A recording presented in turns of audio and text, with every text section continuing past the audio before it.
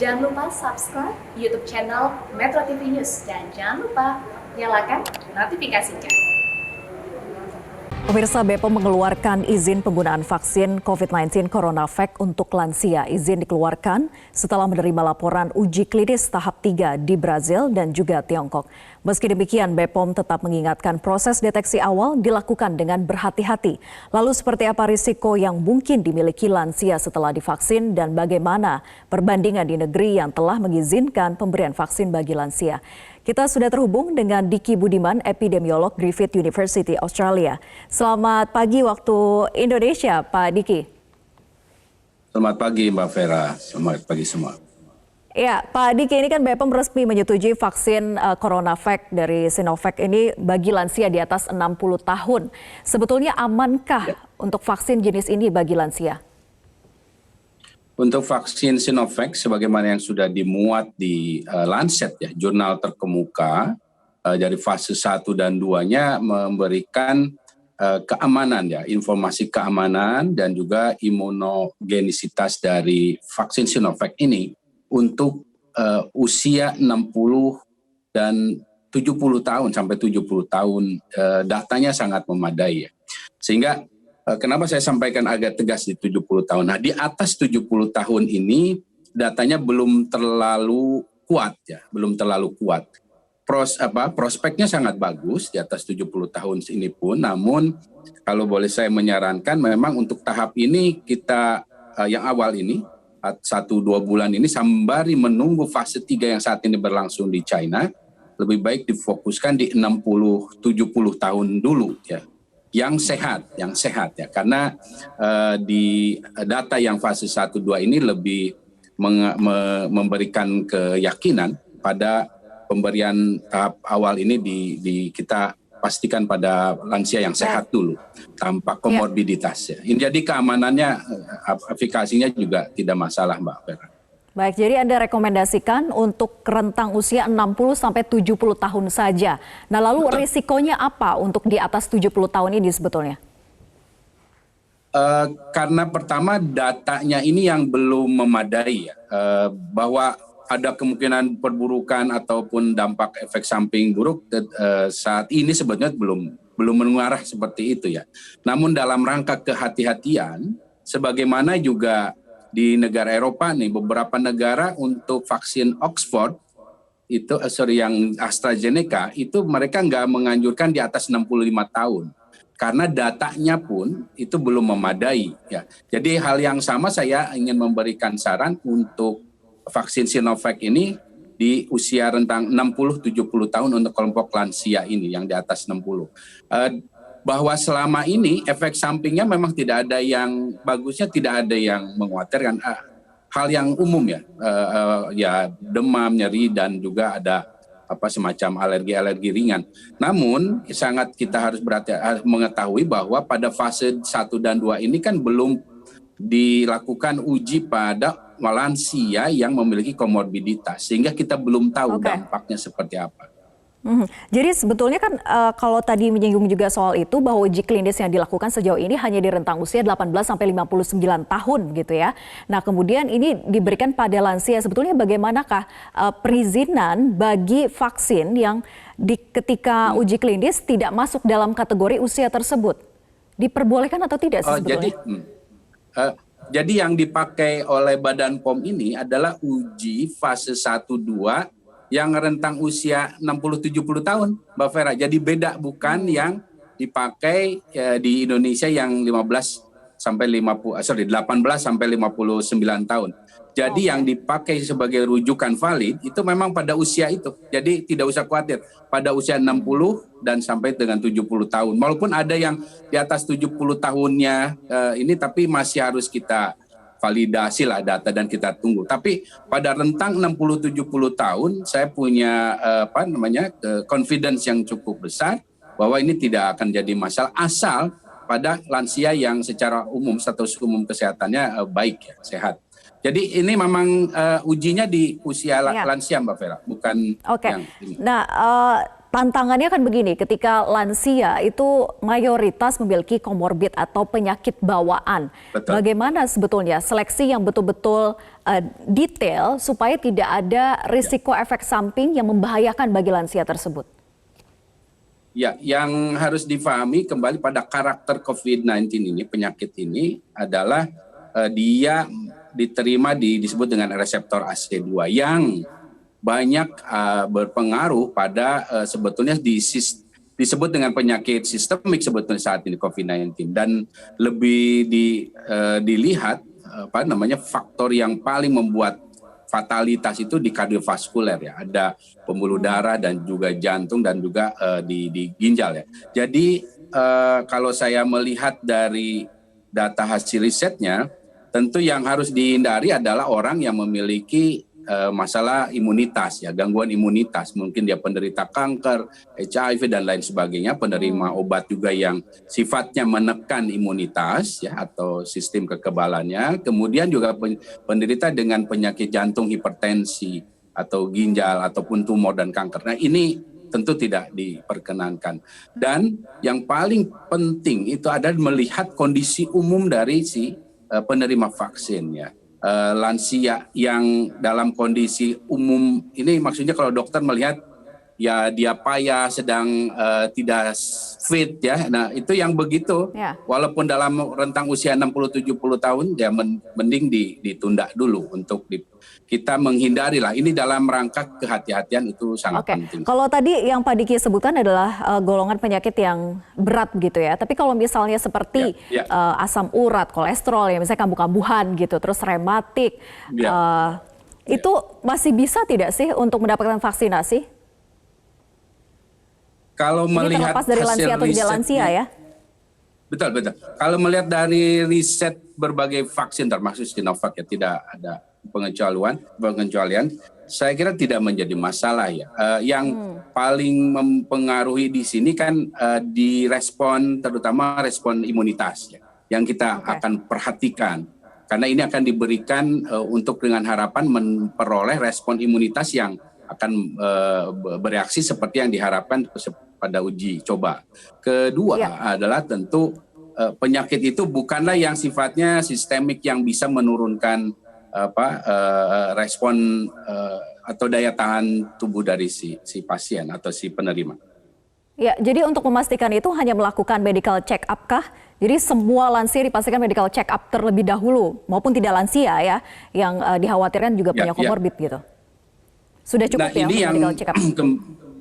Sebetulnya sudah cukup. Ini yang sebetulnya kemarin dalam beberapa diskusi penggunaan data ya. Ini kan data kita ini ada di BPJS nih, yang orang dengan komorbid itu ada datanya. Jadi tentu dalam situasi seperti ini ya, kita kalau melakukan general check up atau ini kan akan membutuhkan waktu ya. Jadi itulah sebabnya pemilihan sumber data dan penguatan manajemen data untuk penerima vaksin ini akan sangat membantu petugas di lapangan yang akan memperoleh informasi lebih komprehensif dalam waktu yang relatif singkat ini, Mbak Vera. Jadi sekali lagi saya kira saat ini Kementerian Kesehatan sedang mengolah itu. Kemarin Pak Sekjen mengatakan ya ada sinkronisasi data yang dari BPJS termasuk yang di Dukcapil itu, yang akhirnya akan bisa membantu teman-teman kita di puskesmas atau di layanan di daerah paling bawah ini melakukan vaksinasi. Iya, kita harap prosesnya bisa cepat tapi juga harus hati-hati dan selektif gitu ya. Jangan sampai yang memiliki komorbid yang harus divaksin. Nah, kemudian kalau kita bandingkan dengan negara lain, tadi Anda sudah sempat menyinggung di Eropa begitu ya. Kemudian di Norwegia itu 29 lansia meninggal dunia. Ini vaksinnya memang berbeda dengan yang kita gunakan, yaitu Pfizer. Nah, dan rata-rata mereka ini memang memprioritaskan lansia untuk divaksinasi terlebih dahulu. Apakah sebetulnya kita juga harus meniru sejak awal lansia yang diprioritaskan? Untuk strategi sejauh ini saya kira Indonesia sudah tepat ya dengan menempatkan tenaga kesehatan sebagai penerima pertama, karena mereka yang dalam paparan sangat tinggi ya, artinya risiko sangat tinggi. Nah, keduanya ini yang harus diprioritaskan adalah lansia memang ya, lansia. Selain mungkin tahapan yang saat ini masih dalam, menurut saya sih masih dalam kelompok tenaga kesehatan, karena lansia, jadi kalau tenaga kesehatan kita ini ada yang usia 60-70 tahun masih aktif berpraktik nih, para guru saya, para senior saya kan.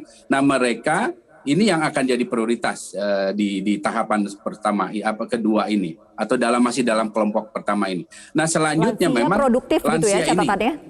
Betul, lansia yang produktif. Betul, lansia produktif. Betul. Nah, tapi selanjutnya kita harus juga mengarah pada kelompok lansia yang memang memiliki komorbiditas, Mbak Vera, karena mereka inilah yang berkontribusi pada angka kesakitan dan kematian. Sehingga kita harus tekan dengan cara memproteksi mereka. Nah, dalam hal ini tentu kita ada punya waktu lah, barang 1-2 bulan dengan uji fase 3 yang saat ini berlangsung di China untuk memperoleh validitas yang lebih kuat lagi tentang bagaimana respon pada orang lansia yang komorbid. Ya mudah-mudahan sesuai dengan trennya ini tampaknya akan aman ya. Tapi kita kan nggak bisa berasumsi sebelum ada hasil. Jadi untuk komorbid kita akan harus menunggu untuk lansia ini. Oke, jadi komorbid juga berpotensi untuk divaksinasi, tapi kita tunggu hasil uji klinis fase 3-nya begitu ya. Nah, kemudian Pak Diki, tujuan dari vaksinasi ini kan tidak terlepas dari herd immunity. Dan kalau melihat lansia yang divaksinasi, bisakah menyumbang untuk tujuan itu bisa tercapai begitu? Tentu pada gilirannya, walaupun populasi mereka tidak lebih dari 10% ya di Indonesia, tapi harus diingat bahwa selain mencapai herd immunity ini panjang prosesnya, tapi juga setiap populasi itu akan kita ambil harus kita ambil seoptimal mungkin perannya, keberhasilannya. Nah, lansia ini termasuk salah satu yang relatif lebih, ya dalam tanda kutip, lebih mudah untuk di cover ya, dijangkau, terutama untuk mungkin saat ini di Pulau Jawa dulu. Nah, dengan kontribusi 10% ini misalnya katakanlah mudah-mudahan bisa dicapai sebelum akhir tahun itu divaksinasi. Nah ini akan karena gini, jangan sampai kita mencapai tujuannya ke herd immunity, tapi angka kesakitan kematian banyak terjadi di perjalanan. Nah ini yang harus kita cegah dengan cara melindungi lansia ini. Nah adapun untuk mencapai herd immunity ini sekali lagi, kita tentu harus mencapai target yang secara nasional bisa 70-80% itu. Tapi dengan adanya peran dari lansia ini akan menambahlah potensi itu saya kira. Tapi ya sekali lagi ini masalah panjang kalau herd immunity Mbak Vera. Jadi iya, tapi kalau begitu lansia ini lebih berperan untuk menekan angka kematiannya daripada herd immunity-nya begitu ya. Karena kalau kita lihat persentase lansia di Indonesia itu hanya 9,78%. Ini ya, berdasarkan sensus penduduk 2020 begitu ya. Untuk yang angka produktif itu 70% gitu. Betul. Jadi memang ya kontribusinya di 10%-an kan secara populasi. Tapi kita ingat dalam vaksinasi ini ada output atau target jangka pendek dan jangka panjangnya. Jangka panjangnya itu ya herd immunity. Tapi jangka pendeknya ini bukan berarti tidak penting, amat sangat penting karena kita tidak boleh mengabaikan adanya kontribusi dari kelompok lansia ini dalam kesakitan dan kematian. Ini yang akan tentu kalau kita bisa cegah ini, dan itu terbukti di Israel misalnya, sekarang di Amerika Serikat dengan pemberian vaksin pada kelompok lansia ini, angka kontribusi untuk ke rumah sakit dan kematian menurun signifikan. Dan ini tentu akan membuat layanan kesehatan kita nggak terbebani dan siap, karena usia muda pun kan banyak juga nih yang bisa berpotensi masuk ICU. Nah ini akan memberikan fasilitas yang lebih memadai untuk mendukung pasien-pasien lainnya. Oke, Pak Diki, ini kan vaksin akan disuntikan dalam jarak waktu 28 hari untuk dosis pertama dan juga dosis kedua bagi lansia. Jadi memang ada pembedaan gitu ya dengan usia yang produktif, karena usia produktif itu jarak waktunya 14 hari dari suntikan dosis pertama dan juga dosis kedua. Mengapa demikian? Ini juga banyak dipertanyakan. Dan satu lagi, catatan Anda apa rekomendasinya bagi pemerintah untuk melaksanakan vaksinasi yang akan dimulai bagi lansia ini? Jadi memang sebetulnya ini ada juga 14 hari dan 28 hari ya di dalam riset fase 1 dan 2. Namun ini dilihat dari efek imunitas yang ditimbulkan di 28 hari ini jauh lebih baik ternyata pada lansia dibanding 14 hari, sedikit lebih baik. Nah, ini yang tentu ada plusnya, ada bottom, ada minusnya. Plusnya ini terutama kan lansia ini juga ada daerah yang tidak mudah dijangkau, dia susah akses. Jadi pemberian jeda 4 minggu dan terbukti sedikit lebih baik daripada yang 2 minggu itu memberikan banyak keuntungan. Pertama, si penerima vaksin tidak akan punya waktu untuk lebih dari 2 minggu untuk sampai tempat itu. Kedua, dari produksi Mbak Vera, produksi vaksinnya itu jadi akan lebih memadai. Kemudian juga ini kemudahan dari sisi pelayanan kesehatan. Saran saya pada pemerintah adalah bahwa sekali lagi tahap pertama ini usia 60-70 tahun. Itu yang didukung oleh data yang ada sehingga kita menerapkan prinsip kehati-hatian. Kemudian dalam menjangkau lansia ini tentu juga kita perhatikan betul sekali lagi screening dari kondisi kesehatan secara umum dari penerima vaksin. Baik, kita tunggu bagaimana proses vaksinasi nanti dan dipastikan bahwa betul-betul screening yang baik begitu ya dan di rentang usia yang sebaiknya hanya 60 sampai dengan 70 tahun. Terima kasih Pak Diki Budiman, epidemiolog Griffith University Australia sudah bergabung bersama kami di Metro Pagi Prime Time.